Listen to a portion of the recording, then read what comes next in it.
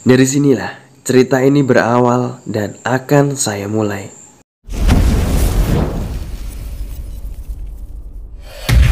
Assalamualaikum warahmatullahi wabarakatuh.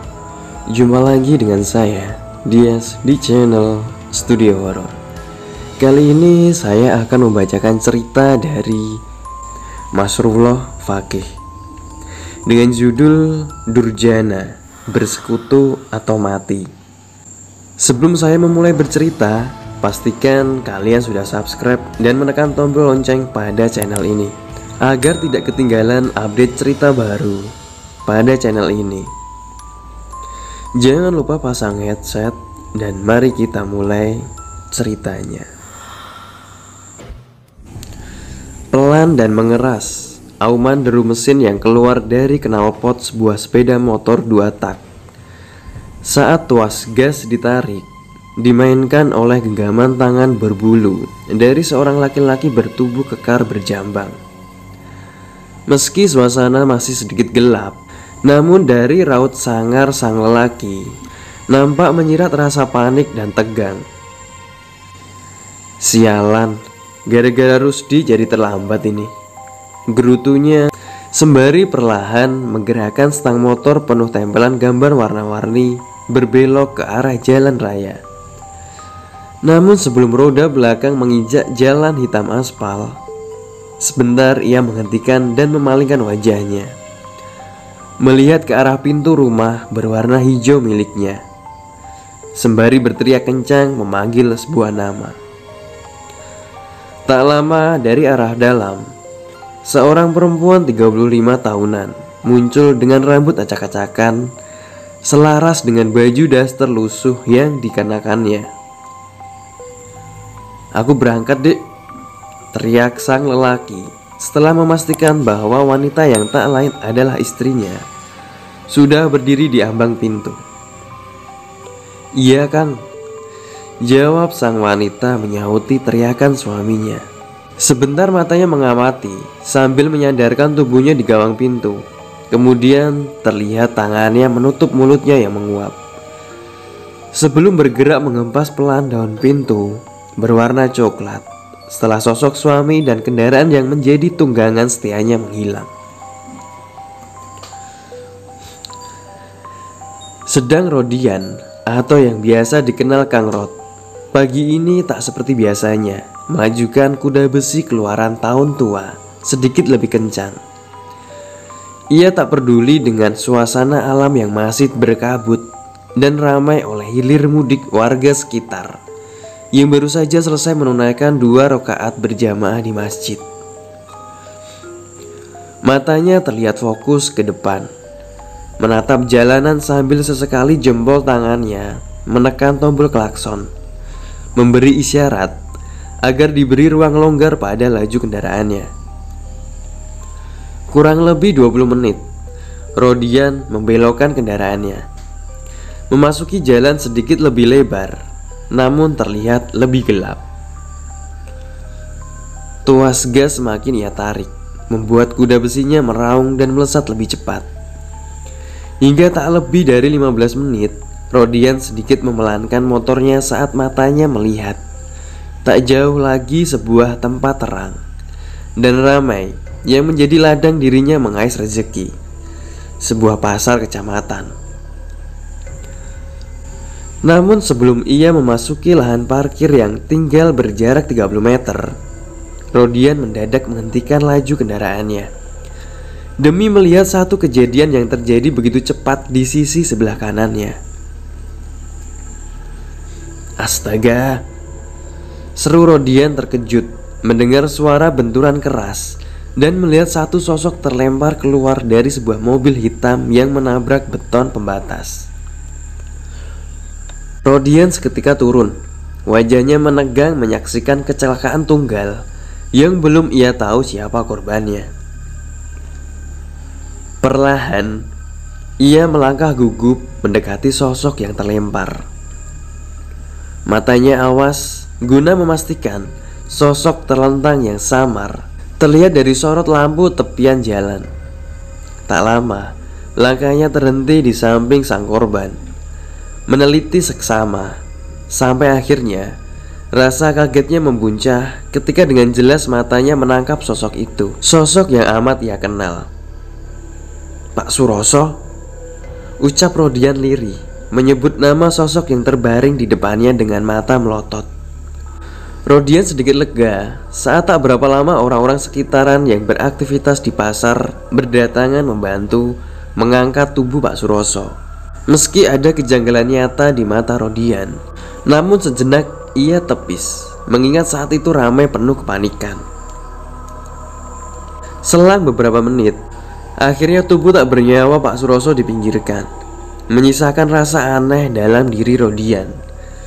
Melihat tak ada luka dan darah setetes pun dari tubuh Pak Suroso, yang jelas-jelas ia saksikan terbentur keras kala terlempar dari dalam mobil. Rasa penasaran Rodian semakin menyulut saat dirinya tergerak untuk mendekati mobil hitam milik Pak Suroso yang tampak ringsek di bagian depan. Lama Rodian mengamati mobil dari luar, menatapi dengan seksama demi menjawab rasa penasarannya. Hingga tanpa terasa, ia lebih mendekat dan melihat ke dalam mobil. Sepintas biasa, seperti isi dalam mobil umumnya. Namun sebentar kemudian Rodian sedikit terlonjak kala mendadak hidungnya membaui satu aroma wangi bunga beraneka dari sudut belakang. Sedikit ragu Rodian saat itu, sebab bau tak lazim yang ia cium begitu santer menyusup. Sampai akhirnya satu perasaan aneh mengalahkan kakinya yang ingin bergerak menjauh, malah balik naik dan masuk ke dalam mobil. Tertegun Rodian seketika melihat satu kantong hitam tergeletak di ujung jok belakang, asal dari sumber wangian bunga yang menusuk. Lagi-lagi perasaan ragu sebentar bertarung dalam batin Rodian, antara bisikan untuk mengambil dan membiarkannya. Dan kembali jiwa Rodian terkuasai rasa penasaran, hingga perlahan tangannya tergerak meraih bungkusan dan membukanya. Mata Rodian seketika terbelalak melihat isi dari bungkusan kantong hitam yang baru dibukanya. Tampak ekspresi wajahnya sebentar berubah demi tumpukan uang yang ada di kantong hitam milik Pak Suroso dalam jumlah yang besar. Segera Rodian menutup bungkusan itu dan memasukkan ke dalam lipatan perutnya bertutup jaket kulit hitam yang biasa ia kenakan. Rodian segera turun, dan tepat di saat itu beberapa lelaki tegap berseragam polisi datang mendekat. Sejenak berbasa-basi, Rodian pun berlalu mendekati kendaraannya. Sebelum Rodian menghidupkan kuda besinya, dirinya sempat bersitatap dengan seseorang lelaki tua yang menggeleng-gelengkan kepalanya, seperti tengah memberi satu isyarat kepadanya tentang satu hal yang telah ia lakukan. Namun isyarat itu tak berpengaruh apapun buatnya. Hati dan pikirannya telah terasuki, dikuasai oleh tumpukan uang milik orang lain yang ia anggap sudah mati, yang baru sekilas ia lihat tanpa memikirkan akibat dari perbuatannya bakal ia terima di kemudian hari. Dari sinilah cerita ini berawal dan akan saya mulai. Binar kebahagiaan terpancar dari raut wajah sangar Rodian manakala ia pulang dengan membawa tumpukan uang yang terbungkus dalam sebuah kantong hitam. Uang yang seharusnya tak ia ambil, di samping bukan miliknya sendiri, juga dirinya tak menyadari bila dari tumpukan uang itulah malapetaka bakal datang bertubi-tubi. Namun godaan serta bisikan dari hatinya untuk menguasai membuat akal sehat Rodian mati, tak mampu membendung hingga membuatnya berpikir pendek, lalu memanfaatkan kesempatan di balik kematian seorang lelaki kaya raya yang meninggal akibat kecelakaan tunggal penuh kejanggalan.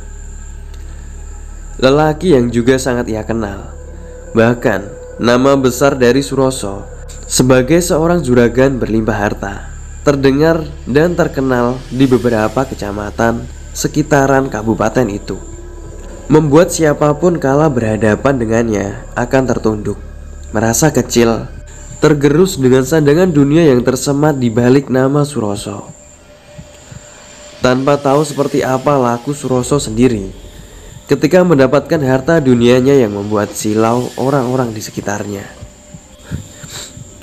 Kembali ke Rodian. Guratan bahagia masih terus tersungging dari sudut bibir dan tiap lekuk kulit wajahnya.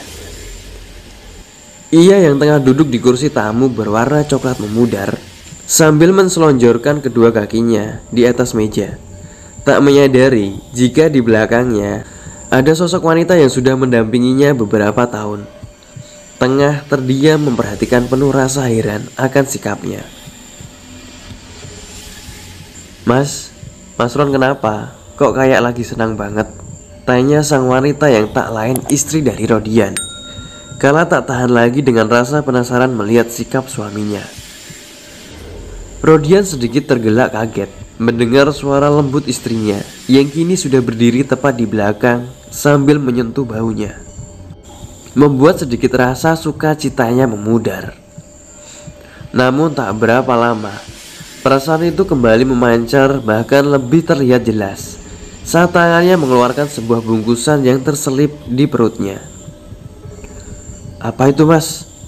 tanya Rosmala, istri Rodian semakin terheran. "Ini rezeki besar yang aku dapatkan hari ini, dan ini juga yang membuat aku bahagia," jawab Rodian pelan, penuh antusias, disertai senyum tawa mengembang. Rosmala sendiri awalnya hanya mengerutkan kening, menatap penuh selidik ke arah bungkusan kantong hitam yang tengah dibuka perlahan oleh tangan suaminya.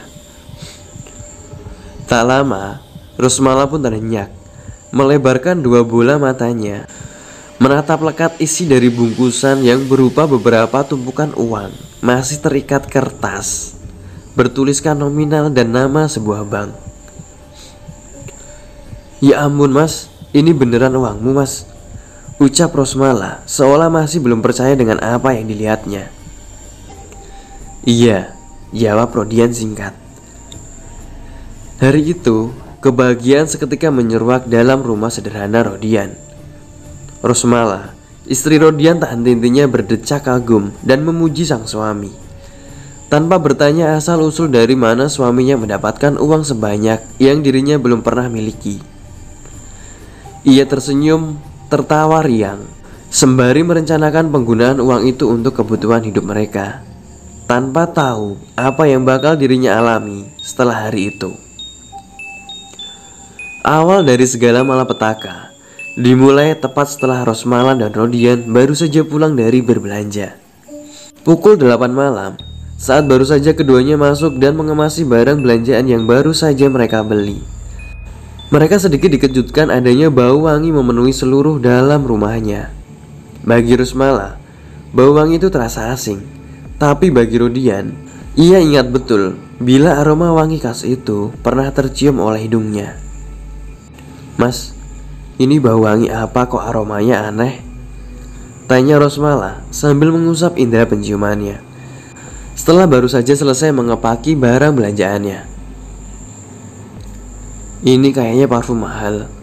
Mungkin tetangga atau ada orang yang memakainya, terus kebawa angin masuk ke rumah kita," jawab Rodian seolah tak menghiraukan. Namun dalam hatinya, Rodian sebenarnya merasakan satu keganjilan.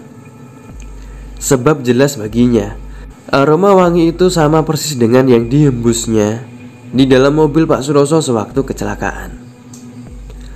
Hingga beberapa saat, keduanya sempat terdiam, menyesapi wangi belati bercampur kasturi yang masih tercium, sebelum akhirnya bau wangi itu menghilang perlahan. Meski kini suasana dalam rumah kembali seperti biasa, akan tetapi tidak pada suasana hati dan pikiran Rodian. Ia merasa jika bau wangi itu ada keterkaitan dengan kematian Pak Suroso. Namun demi melihat sang istri bahagia, ia pun menenggelamkan rasa janggal dalam benaknya. "Mas, mau minum kopi?" tanya Rosmala yang melihat suaminya terdiam. "Ah, iya dek," Sedikit terbata, Rodian mengiyakan tawaran istrinya. Rosmala segera bergegas melangkah menuju dapur setelah mendengar jawaban suaminya. Jari-jari tangannya langsung menakar gula serta bubuk kopi ke dalam gelas. Akan tetapi, sebelum ia menuangkan air panas dalam termos pada gelas yang sudah terisi bubuk kopi dan gula, Rosmala sedikit terjingkat dan mundur selangkah kala satu siutan angin lembut dan dingin menerpa wajahnya. Tak hanya rasa sejuk dari sapuan angin itu yang membuatnya terkejut, melainkan satu aroma wangi yang khas dan sempat ia cium saat di ruang tamu beberapa menit lalu. Kembali tercium pekat dibawa oleh angin itu. Merinding seketika tubuh Rosmala. Sempat ia ingin meninggalkan ruang dapur kecil itu untuk memberitahu suaminya, tapi ia urungkan. Tak beberapa lama, gumaman dari bibirnya mencoba menepis hal negatif dalam pikirannya, menuntunnya untuk kembali meneruskan membuat kopi. Rosmala sedikit lega saat bau itu telah lenyap dari penciumannya. Ia pun segera merampungkan segelas kopi yang akan disuguhkan pada suaminya. Ketika baru saja tangannya akan mengangkat lepek kecil di bawah gelas, lagi-lagi tertunda oleh satu sentuhan dari belakang yang membuatnya terperanjat. Tapi kali ini, rasa kagetnya cepat berganti dengan seulas senyum manja. Ketika tahu bahwa yang baru saja merengkuhnya dari belakang adalah Rodian. Apalagi saat Rodian mempererat pelukan dan mengganti hembusan nafas dengan jilatan lidah di lehernya. Tampak mata Rosmala terpejam saat tengah menikmati. "Mas, kamu ternyata bisa seromantis ini," ucap Rosmala lirih, masih dengan mata terpejam. "Mas, nanti aja, ini kopinya diminum dulu," sambung Rosmala yang tak mendengar jawaban Rodian, tapi malah merasa suaminya semakin agresif. Rodian pun akhirnya menghentikan aksinya dan mengendurkan dekapan pada tubuh Rosmala. Kemudian perlahan ia melepaskan pelukannya serta beranjak meninggalkan Rosmala. "Loh, mau kemana mas? Ini kopinya taruh di mana?" tanya Rosmala saat melihat sosok suaminya mulai melangkah, namun tak menuju ke ruang depan, melainkan ke arah belakang. "Mas?" Lagi Rosmala memanggil, ketika Rodian terus berjalan tanpa menghiraukan dirinya. Tepat sebelum tubuh Rodian keluar dari pintu menuju belakang, ia berhenti sejenak dan memalingkan wajah sebentar, menatap penuh arti sembari tersenyum nakal ke arah Rosmala sebelum meneruskan langkah dan keluar. Aneh, pikir Rosmala tiba-tiba. Ia tertegun sebentar memikirkan sikap tak biasa suaminya. Sedikit ada keraguan meluncur dalam jiwanya, tapi cepat ia tepis. Ia memilih untuk mengangkat segelas kopi dan akan menaruhnya di meja ruang tamu. Kembali mata Rosmala terangsut menciut. Keningnya berkerut melihat sosok Rodian suaminya duduk menyandar di sofa. "Mas Rodian kok cepat banget sudah di sini?" pikir Rosmala dalam hati. Rosmala kemudian buru-buru meletakkan segelas kopi dan duduk di samping sosok Rodian, menatap sebentar sebelum menawarkannya. "Mas, tadi ngapain di belakang?" tanya Rosmala setelah beberapa saat suaminya hanya terdiam. "Ke belakang? Kapan? Aku di sini dari tadi, gak kemana-mana," sahut Rodian dengan mimik serius dan sedikit heran. "Kamu jangan bohong deh mas, tadi kamu beneran ke belakang kan sehabis meluk-meluk aku?" Rosmala yang masih tak percaya ucapan Rodian mulai meninggikan suaranya. Ia berharap bila suaminya sedang bercanda. Tapi sekali lagi Rodian menjawab dan memastikan jika dirinya benar-benar tak kemana-mana, membuat Rosmala bingung dan dilanda gelisah. Ia mengingat betul semua kejadian yang baru saja berlalu beberapa menit. "Lalu siapa yang tadi aku lihat di dapur mas?" Lirih, suara Rosmala bergumam, seperti tertekan rasa takut yang tiba-tiba menyelimuti jiwanya. "Mungkin kamu tadi sedang berhayal dek. Sudahlah, gak usah dipikirkan. Toh, kamu juga nggak kenapa-napa," jawab Rodian mencoba menenangkan, walaupun dirinya sendiri seakan mempercaya satu keganjilan dari cerita istrinya. Malam itu, setelah sedikit tenang, Rosmala dan Rodian kembali mengulas rencana demi rencana. Dalam menggunakan uang hasil Rodian mengambil dari mobil Suroso, begitu antusias dan bersemangat mengindahkan beberapa hal ganjil yang mereka alami setelah kedatangan uang itu. Perbincangan seputar uang itu terus berlanjut hingga keduanya sudah berada di dalam kamar. Mereka masih sibuk dengan hitungan-hitungan bakal penggunaan. Sampai akhirnya Rodian menyerah dengan semua rencana istrinya. Ia kemudian tertidur, mengabaikan Rosmala yang masih terjaga dan larut dalam angan-angan keinginannya. Entah berapa lama Rosmala hanyut terbawa arus khayalannya sendiri, hingga tiba-tiba ia bangkit dan beranjak menuju kamar mandi yang berada di belakang. Setelah menuntaskan hajatnya, Rosmala hendak kembali ke kamar. Namun langkahnya seketika terhenti, manakala pintu kamar mandi baru saja terbuka. Matanya menangkap satu sosok tengah berdiri di depan pintu dalam posisi membelakangi. Keterkejutan Rosmala tak sampai di situ. Ia kembali dikagetkan dengan wajah sosok itu kala membalikkan badannya. Wajah lelaki yang tadinya telah pulas tertidur saat ia tinggalkan di ranjang kamar, tapi kini sudah tersenyum di hadapannya. "Mas, kamu mau ke dalam?" tanya Rosmala yang mengira sosok Rodian suaminya terbangun dan ingin buang hajat seperti dirinya. Tak ada jawaban.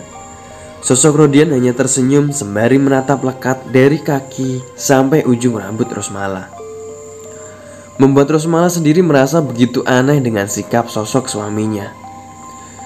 Jantung Rosmala mulai terasa berdegup kencang ketika dengan perlahan sosok Rodian mendekatinya.